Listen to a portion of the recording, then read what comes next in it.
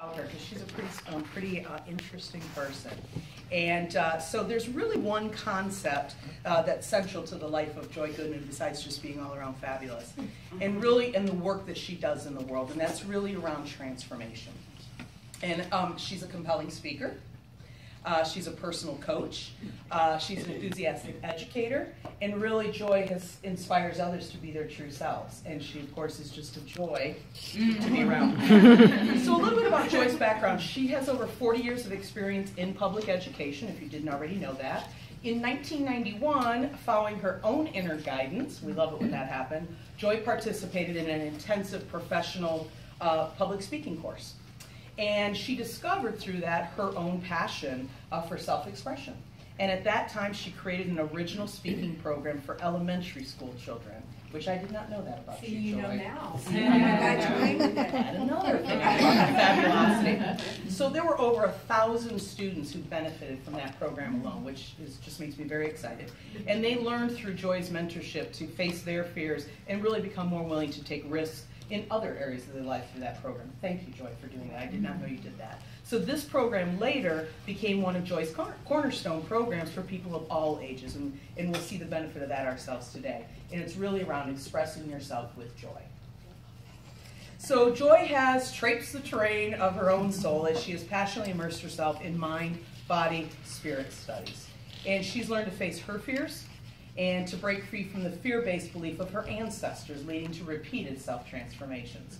In 2015, and David really alluded to this upstairs, Joy confronted her own personal fear of traveling alone. And so her inner work that she did around that culminated in a 2-week solo trip to Italy, where she reaped the freedom and the joy of saying yes to life. And what a better way to say it in a country than Italy, right? As a result of this life-changing experience, Joy has created and implemented the adult study course entitled Courageous Living Beyond the Fear that teaches others, how to live more fully and freely. So Joy continues to broaden the scope of her audience to include high school and college students, as well as adults and seniors. So let me just tell you what she's currently doing. She's a busy lady. She's currently leading Courageous Women's support groups in her home. She meets with individuals for one-on-one coaching. So if there's anybody who's looking for a coach, that's something that Joy's currently doing. She speaks before a variety of groups like us here. She coaches individuals on public speaking and interview skills. And later this summer, Joy's going to be leading a 6-week-long pre-registered Courageous Living class at the Athletic Club Northeast. I always wave when I drive by, just so you know, Joy. She also conducts monthly heart-to-heart elder groups for those that are housed in senior living facilities. So I don't know how you squeeze that all in, but I'm so thankful that you do. So she's passionate about motivating, inspiring, and awakening people of all ages to their inherent magnificence, their value, and their inner gifts. So join me, please, in giving a very warm welcome to this spectacular woman, and someone I'm very proud to call not only my neighbor, but my friend, a member of our own spiritual community and Women in Truth community here, Joy Goodman.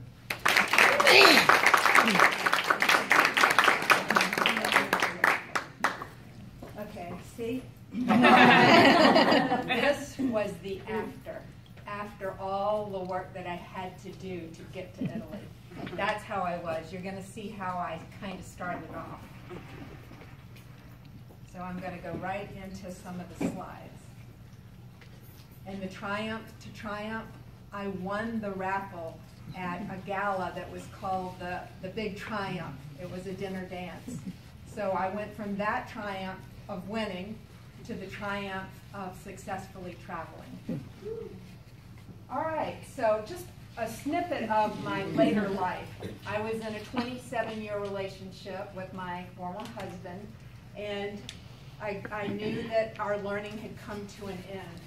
So a big part of facing some of my fears back then was to move forward with that. So here is the actual divorce decree, and I realized it was important for me to come back to my true identity. So I went back to my birth name, Carol Joy Goodman. So that set me free in many ways, rather than staying in a marriage name where I gave so much of myself away in that marriage.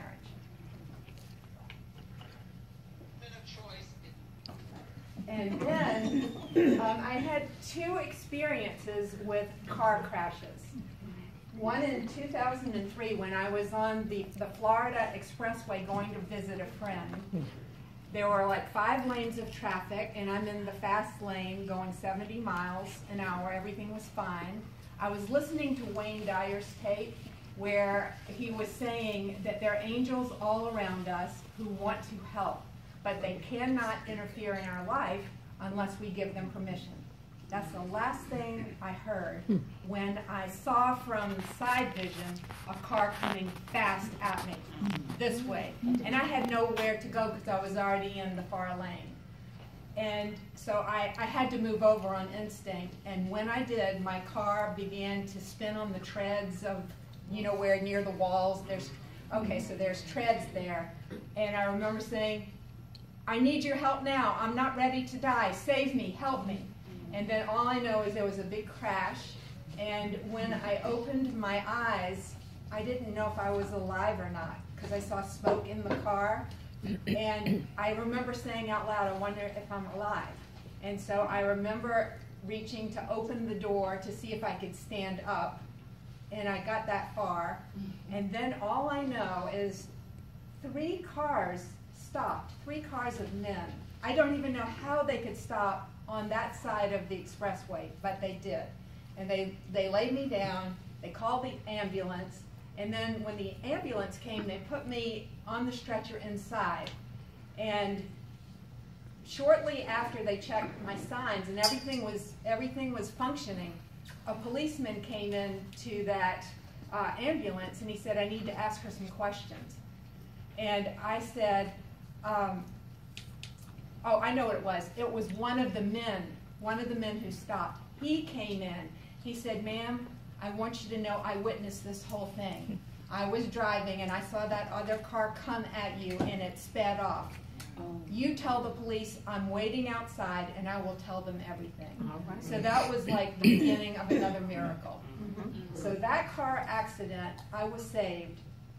Severe trauma came inside of me emotionally, passed on from my ancestors. My mother never learned to drive until she was like 75, and she needed to learn how to drive because my father was ill and she needed to take him to the hospital. So this reawakened some of that in me. Then in 2012, just riding on Peachtree, I was at a light. Fire engines are going in front of me, and the car behind me thinks the green light means go when you can't go if there are fire engines. So smack, right in the back. Both cars were totaled, and I realized what in me is creating this to happen.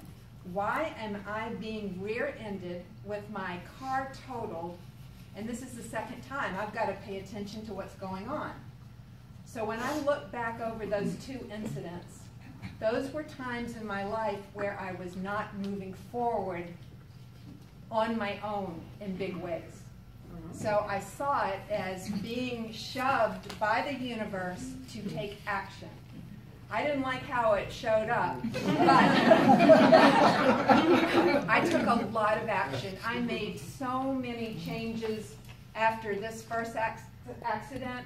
I spoke on my own behalf. I just made many new ones. When this one came, that's when I really did some introspection. So, after these, I had a talk with God, and I said, you know what? I know that these incidences taught me a lot, and yes, I've grown. However, the next time you want me to learn, and I'm willing to learn all the time, I want it to be fun, and I want it to be lighthearted. I said, I'm done with the car. So, You touched the screen. What? When you touched the screen, it made it go back. Oh, well, how do I make it go? It's not going forward. Yeah, I don't Touch the screen touch the again. screen. Touch the screen. Oh, yeah, you touched that. Maybe you do it over there. On the tablet? Pull it, pull it. I'm finding joy here. It's never too much to find joy over and over and over. Good Thank you. So what happens? just practically months later, maybe 2 or 3 months after I'd had that talk with God, I have tickets to go to the Triumph Gala at the Atlanta History Center. So many tickets were sold for this event. And so the raffle was 7 days in a Tuscan villa. This was how I was dressed. And I sat at tables. There were big tables in the Atlanta History Center with fabulous food, music, and dancing. So at the very end of the evening is when Reverend David reached into this pile of raffle tickets, and he's pulling a name out. So, you know, all of us are looking like this, and he looks over towards my side of the room, and he's not looking at me, though, but he's looking in that direction, and he says, "Oh, I'm so glad they are here. But it's really her I like." So when he said he was so glad they were here, I knew it was a couple who had won. So I took, you know, like the menu or the program, and I tune out, so I'm looking down here to see what's going on. And from a far off distance, I know some part of me heard, and the winner is Joy Goodman. But because I had tuned out, I continued to read what was going on until people started hitting me on my back. They're pummeling me. And I said, "What are you doing? Why are you doing this to me?" They said, "Joy, you won." I said, "What?" I made them promise 5 times. I said, "I don't want to go up there and be a fool. Are y'all joking with me?" Yeah. And they said, "No." So I went up to the podium, and my eyes were like unfocused because I was not on the ground anymore. I was like totally altered. And Reverend David said, "Go say a few words to the audience, to the crowd here." And I did something that I swore I would never do. Every time on the Oprah show, when she would give people these grand prizes, what would they do? They'd go up and say, what words? "Oh my God." So that's what I said. I went, "Oh my God." I never vowed I wouldn't do it. So now, you know, I was given this key to hold. I just laid that down, but I was given this key to hold, and there was a part of me that was so elated to have won, because this was true abundance. And in order to receive true abundance, we first have to what? Have mental equivalent? The mental equivalent. So it means some part of me already believed in abundance. That was the wonderful part. Then right under that came this awful dread, and I could even feel it creeping up. The dread that I would actually have to travel. I could bring 3 people, that I would have to travel. And that sounds like that's so benign, why wouldn't you want to? Well, here's part of the ancestral story. My mother and her 4 siblings and my grandmother escaped Poland when the Bolsheviks were burning down all the Jewish homes and killing as many people as they could that were Jewish. So when my mother came over as a 5-year-old to America, she was severely traumatized. She never even talked about it to us, so I don't know the extent. But growing up, she taught me to be afraid of everything. Not by saying it always. I watched her live, and she was afraid of life in such a huge way. So you're seeing the part of me here, you're seeing my higher self in recognition of there's been a gift that's just been given to me that's going to change my life. I knew it, I could feel it, but I just didn't know how. So about 2 weeks after I won, I was near the men's bathroom down in the hallway. And does that mean 10 minutes have gone? Okay. I'm trying to structure myself. 10 minutes. I saw Lane Morgan down in the lobby 2 weeks after I'd won. She and I really didn't know one another, but I'd seen her around. So she came up and she said, "Joy, are you excited about winning?" And I said, "Yeah." She said, "Joy, are you feeling overwhelmed?" And I said, "Yes." And so she was the first one that noticed that something was out of alignment within me. And I began to do some coaching with her. another part, I happened to hear Joel Fatina speak at services. And he is with a big publishing company now. And so he did a workshop in this very room, and I thought, should I go? I don't know, I couldn't quite decide, but something made me go, and I sat right there. And so the first half of the workshop, he's talking about how he was homeless, he didn't have money, and there was a technique that he used in order to create abundance in his life. And what that was a personal intention setting journal. So he talked about this in the second session. And in that journal, what you do is you write a big overarching goal. Joy wants to go to Italy and have a great time. And then each day, I would write the date in the morning, the date of that day, and I would pick 3 tiny little steps that I could take in that day. And then at night, I would come back to the journal and I would check in. So I would say, step 1, did I do it?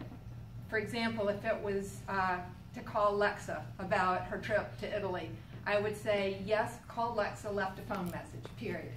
Or if it was to look up, you know, on Google something about the town I was in, that would be it. All right. So this tool, I started the very day that I heard the workshop, and I did it for 157 days straight. Wow. So these are just like how it looked in the journal itself. And these were vision boards that I created. And this is a vision board made by Marilyn, my dear, dear friend back there, to celebrate me. So it was all about moving forward, putting those thoughts in my head and my mind every day.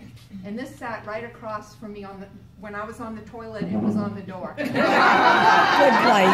I used it all the time. Great, Lord.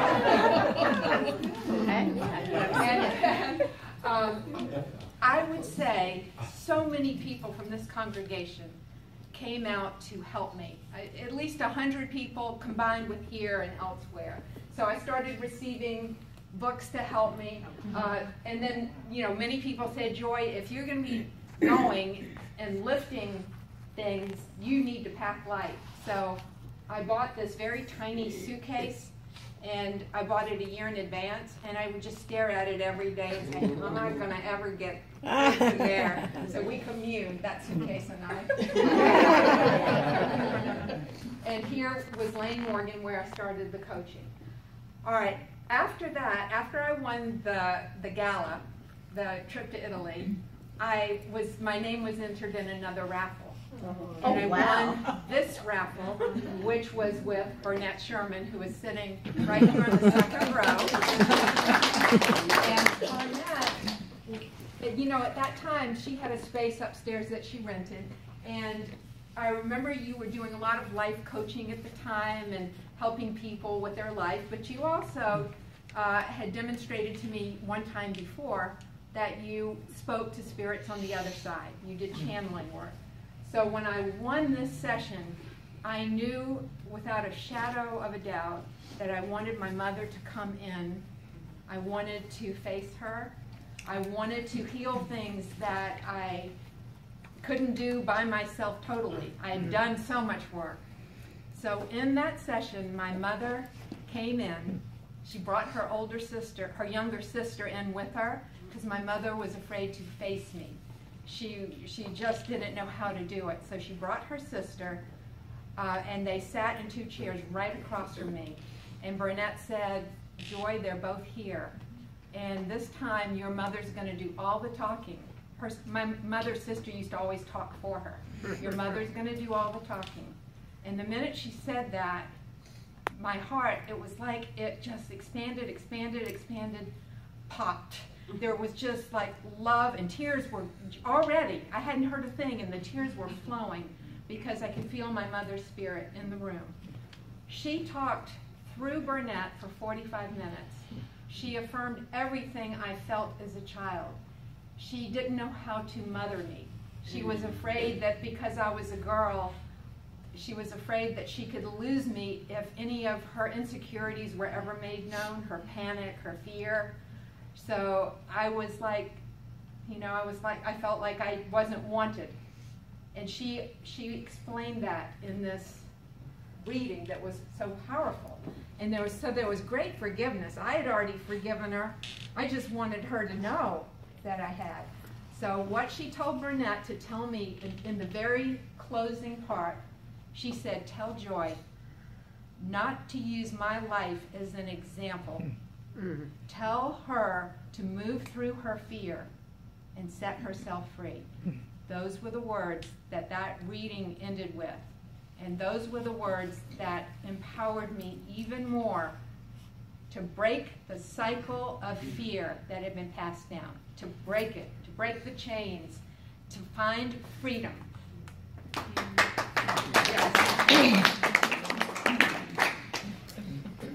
All right, so I did a lot of inner work in the year that passed before the actual trip.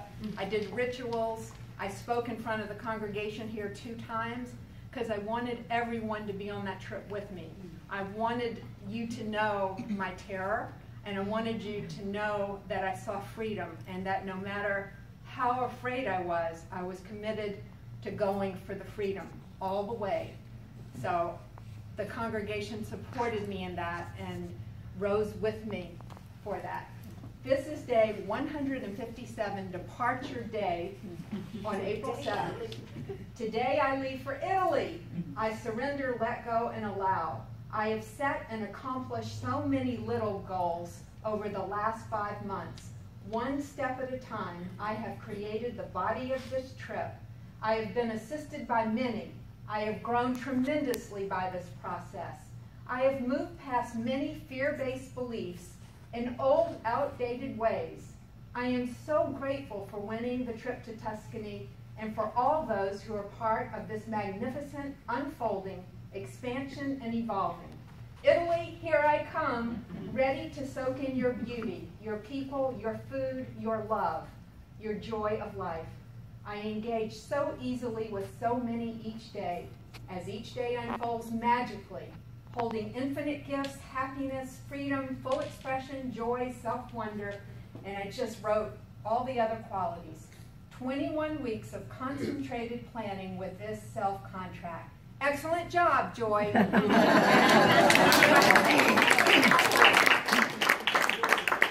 And so along that path, I still wasn't sure, do I take 3 people? My spirit continued to talk to me. Joy, this is not about taking people. Joy, this is about your journey, facing your fear on your own. You've got to go alone. And when I first heard that guidance, I said, no, you've asked too much of me. This is too big, too big. But the voice continued. It continued, Joy, freedom for yourself, do it, do it. And one day, in the presence of a mentor, I said, do you think that I, Joy Goodman, can really do this? It was my 10-year-old scared self that was asking, you really, really, really think I can do it? And she said, Joy, I know you can. So together, we held our hands up in the air, like 2 hands facing 2 hands. And I said, I, Joy Goodman, in the presence of the divine, do declare that I will go to Italy by myself. And I added a 2nd week. Once I did that, that's where all the help started pouring in from travel agents saying, let me help you plan, from just all kinds of experiences. So this was on my first day in arriving in the town of Monciano. This couple, they didn't speak any English at all, but they welcomed me into their home. And I'm already drinking some homemade chocolate drinks. And he poured from the Pepe. So he poured that into the glass, and when I'm drinking the Pepe, I realize what Pepe means. It's short for pepper, because my mouth was like hot. This was at the same house. Just a little village, and food I loved, and this was the best food in town. It was a 5-star, so that is just some of it. And this is the same woman making authentic meatballs and giving me some to taste because I started finding my way to their place just about every day. Instant reward. Yeah, the gelato, that was so good. So I was told that in the villa where I was staying, it was right in the heart of a small village, and I was the only American. I was told that there was a fresh bread truck that came every single day. And I would hear the horn and I could go out and get the bread. Well, I never heard the horn. So on this particular day, I'm walking into the street and I see this old Italian lady with the babushka on her head, and she's holding armloads of bread. They're like, maybe 5 loaves. So I said, perdoname, or something in Italian. Oh, dove pane. That basically means where bread. Right. And so she didn't hesitate. She took one of those loaves out and she puts it in my hands. So that was a gift. That was a true gift. Okay. So I'm going to stop with the slides now. I came back from this Italy trip a changed person. The fear, yes, I still have fear, but not like what I had. I moved through so much. When I came back, when I was talking with Lane, she said, Joy, you have to take the joy from Italy and ground it into the Joy who lives in Atlanta. And she said, in one way that I see you doing that is to have a big celebration. And I see you creating a slideshow. So for 2 months, almost every day, I went to the Apple store and they helped me create the slideshow. Cool. And then she said, you could have it here. It could be an Italian potluck. And I said, but who will come, Lane? She said, Joy. I said, but maybe only 10 people will come. She said, Joy. That's what goes through my mind sometimes. She said, Joy, people love you. They will come. So I just had to go on her confidence. Because, yeah. So that night, I showed the slideshow, and 140 people showed up. Wow. And I was blown. It was just amazing. And I told my full story to them. And I was witnessed. And I allowed myself to be open and vulnerable so that people could see all of me. So that was the big taking off. And after that, that's when I started focusing on what am I to do with this journey. With all the gifts that I had come in with, all the learnings before that, and now it was about teaching courageous living. So that has influenced my life.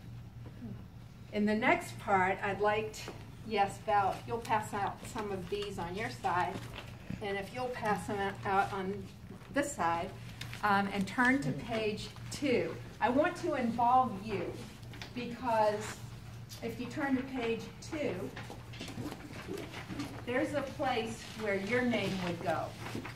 And we don't necessarily need to fill it in, but it says Courageous Living With, and then that would be you. So once you get that.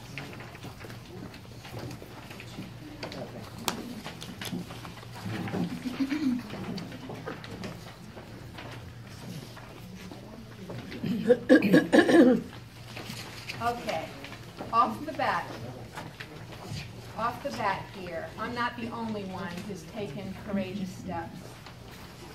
So I want to hear from you.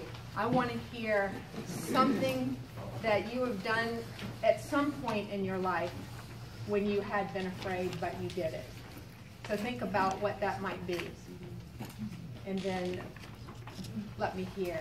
Drove across country by myself last year from California back to Georgia. It was in a convertible. It was crazy. What 72 years old I was like. 72 years took a cross-country drive by yourself in a convertible. How'd you do it? What were the steps you took, Margie? I had to do it. I asked other people to go. Nobody could come this one right here. Your cousin. She was about to come, but she didn't quite make it. But anyway, I, scared something happened on the side of the road. Always got in though before dark and just enjoyed it. It was sunshine and breeze, and it was wonderful. So something happened once you started. Yeah, oh, it was and just great. That's The absorption often what happens. of the universe, all the sights that I saw, trains that were over 100 cars long on the side of the road, and you could see the whole train. The whole train. Did you tell them that Wide the car open. broke down? I know, because you had to face taking care of the situation. I don't remember. The car broke down. What did I break have down? Alzheimer's. I know Okay. nothing. Who else had something, okay?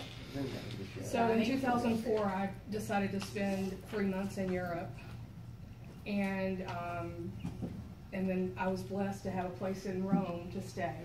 So I ended up staying for 6 months. But my experience was there were angels everywhere. I mean, whenever I needed anything, it showed up. And that happens to me when I'm traveling, and I think it's because I'm more present when I travel, because you sort of have to be, Yes. you know, to navigate travel. That's right. But I mean, I remember once in Scotland, this hooded, tall being walking towards me, and there was nobody else, and it was dark. And I thought, okay, God. And it turned out to be this amazing man that helped me get unlost, that invited me to go to church with him the next day. Wow. And it was, you know, I mean, I could just tell you, angels just came out of everywhere. Yes. And so if you have never traveled alone, you have to do it. You just have to do it. Yes. Okay, Alexa. In 19